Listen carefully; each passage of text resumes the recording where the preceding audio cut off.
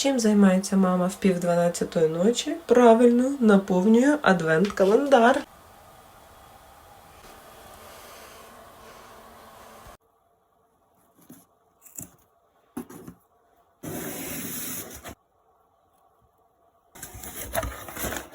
Oh my God. Це все я буду класти Торів адвент-календар. Ось такий. Зараз покажу. Очі обожнюю.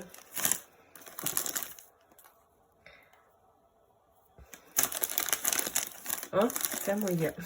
Це для мами. Обожнюю все з корицею.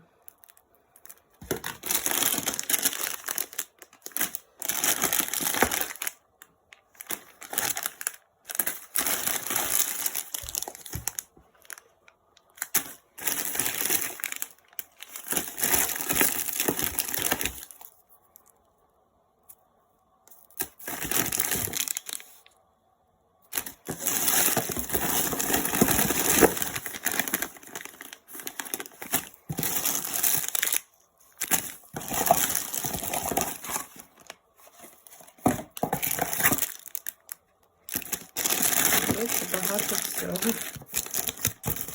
Якісь жвачки.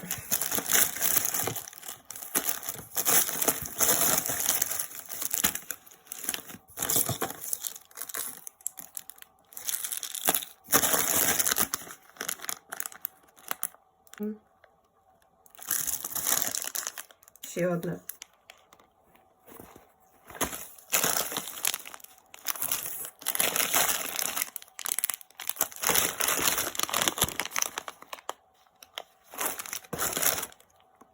Желі.